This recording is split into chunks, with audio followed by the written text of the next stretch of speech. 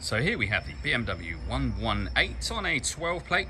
I'm going to start off by showing you around the outside of the car, and then we'll hop in and run through some controls on the inside. From the outside you can see it's a 5-door car with alloy wheels. Let's start off inside the boot and then work our way around the rest of the car from there.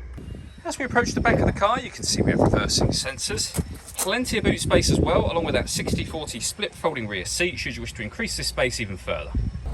Okay, so we're just going to work our way back round to the front of the car, and then we'll hop in and run through some controls on the inside. But now that we've done a full circle of it, you can see it's in fantastic condition the whole way round.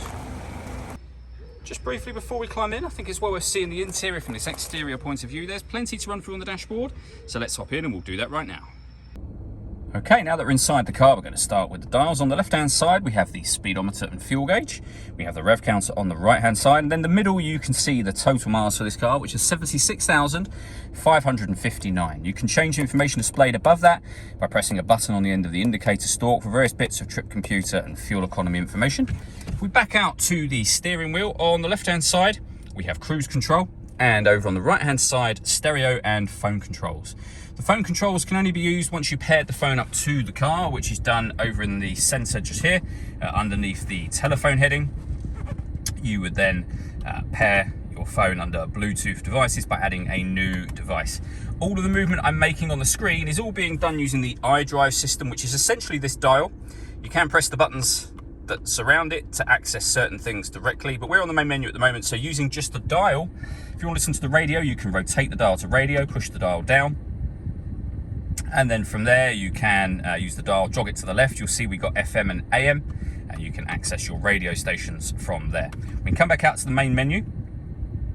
If you want to listen to your own music, you do that under the CD multimedia input. You can see that we've got USB input and auxiliary input, as well as the CD player just there, and then you can make certain adjustments to the tone of the stereo as well. Working our way down, we have the main volume just here, the CD player. We then have air conditioning, so you can adjust the temperature, you can increase and decrease the fan speed, you can determine what direction you'd like the air to be distributed in. Air conditioning is on at the minute, so that button will turn it off and back on again. This one will recirculate the air that's in the car. That's a great way of heating it up or cooling it down quickly depending on the temperature you've set just here.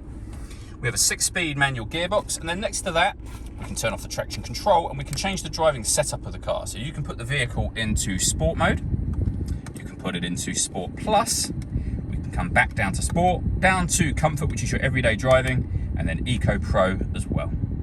All that leaves me to say is thank you for taking the time to watch this video. If you'd like to come and see the car in person and have a test drive, please feel free to give us a call here at Surrey Specialist Cars.